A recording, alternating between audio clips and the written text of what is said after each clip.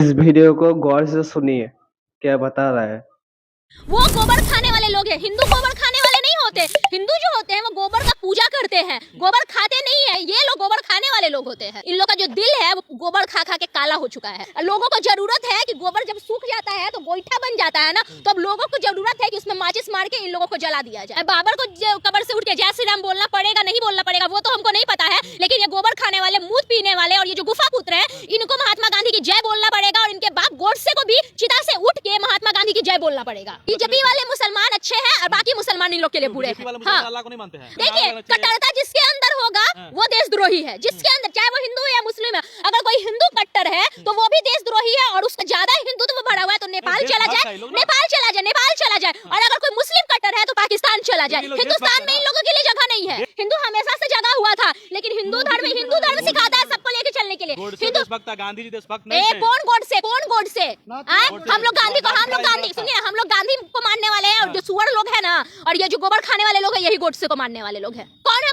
गोडसे? हमारे देश के जब राष्ट्रपति और प्रधानमंत्री एक सिख और एक मुसलमान थे तब तो हमारा देश खतरे में नहीं था, लेकिन आज सब कुछ हिंदू के हाथ में है, फिर हमारा देश कैसे खतरे में आ गया? तो क्या कहिएगा, पटना में देवी के गाने पर विरोध हो रहा है और कुछ लोग जो कह रहे हैं कि इसमें अल्लाह का जो नाम आ रहा है वो नाम नहीं आना चाहिए, ईश्वर के साथ नहीं जोड़ना चाहिए।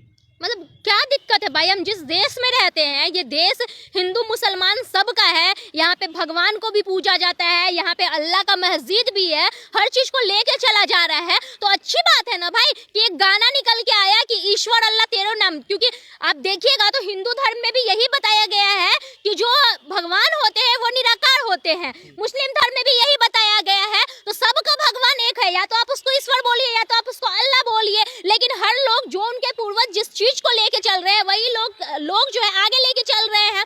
तो ईश्वर अल्लाह बोल दिया गया तो क्या अच्छा बात है ना भाई, ईश्वर अल्लाह तेरो नाम। गांधी जी इसको तोड़ मरोड़ के गाना का जो है तोड़ मरोड़ के कुछ अच्छा तो अच्छी बात है ना, हमारा देश सेकुलर है तो गाना भी सेकुलर होना चाहिए। हिंदुओं का देश है, सेकुलर कैसे हो जाएगा? किसने बोला कि ये हिंदुओं का देश है? ये सबका देश है भाई, हिंदू मुस्लिम सिख ईसाई। देखिए हमारे प्रधानमंत्री जी को अभी 25 तारीख को क्रिसमस था, तो भले ही कुछ चेले चपाटी जो है वो क्रिसमस डे का विरोध कर रहे थे, लेकिन प्रधानमंत्री जो हमारे हैं, माननीय प्रधानमंत्री, वो जाके चर्च में जाके यीशु मसीह के सामने जाके कैंडल जला रहे थे। तो प्रधानमंत्री जो लीडर है, जो मेन लीडर है, वो बात कर रहे हैं, इस देश में एकता की बात कर रहे हैं कि सबको लेके चलना है। तो ये अच्छी बात है ना भाई कि पति पतावन रघुपति राघव राजा राम, पति पतावन सीताराम, ईश्वर अल्लाह तेरो नाम। सही बात है। जो भेड़िए नहीं, भेड़िए कुत्ते अगर किसी को घेर लेंगे तो क्या किया जाएगा? डरेंगे ना भाई। वो बताएं तो हम क्या बोलेंगे? खुद गायिका देवी जी ने ही बताया कि वो तुच्छ लोग हैं, वो तुच्छ लोग हैं, वो गोबर खाने वाले लोग हैं। हिंदू गोबर खाने वाले नहीं होते। हिंदू जो होते हैं वो गोबर का पूजा करते हैं, गोबर खाते नहीं है। लेकिन ये जो जिनको असामाजिक तत्व हम बोलेंगे, ये लोग गोबर खाने वाले, मूत पीने वाले ये लोग होते हैं। लेकिन ये लोग कहते हैं कि हिंदुओं की संख्या ज्यादा है तो यहाँ हिंदू राष्ट्र बनना चाहिए। ठीक है ना, तो देखिए कट्टरता जिसके अंदर होगा वो देशद्रोही है। जिसके अंदर, चाहे वो हिंदू है या मुस्लिम है, अगर कोई हिंदू कट्टर है तो वो भी देशद्रोही है और उसको अगर उसमें ज्यादा हिंदुत्व भरा हुआ है तो नेपाल चला जाए, नेपाल चला जाए, नेपाल चला जाए। और अगर कोई मुस्लिम कट्टर है तो पाकिस्तान चला जाए। हिंदुस्तान में इन लोगों के लिए जगह नहीं है। कहाँ से? कट्टर कभी देशभक्त नहीं हो सकता है। जिसके अंदर कट्टरता हो, चाहे वो हिंदू हो चाहे वो मुसलमान हो, जिसके अंदर कट्टरता आ जाती है वो कभी देशभक्त हो ही नहीं सकता है। बिल्कुल नेपाल भक्त है, पाकिस्तान भक्त है, नेपाल भक्त और पाकिस्तान भक्त है। और नेपाल में हिंदू राष्ट्र है, पाकिस्तान में मुस्लिम राष्ट्र है। बाकी ये लोग बात करते हैं कि हमको दिक्कत है, मुसलमानों से दिक्कत है, लेकिन अभी कहीं किसी का भी नया जितना लोगों का शादी हुआ होगा ना तो जाएंगे मुस्लिम कंट्री हनीमून मनाने, दुबई जाएंगे, यही सब जगह पे जाएंगे। तो देखिए जिसके अंदर कट्टरता है ना, जिसके अंदर कट्टरता है वो कभी देशभक्त हो ही नहीं सकता है। तो वो लोग बीजेपी को भी सपोर्ट करते हैं ना, तो बीजेपी में कुछ क्या, बीजेपी को क्या सपोर्ट करते हैं? तो आपका लीडर क्यों नहीं सपोर्ट करता है आपको?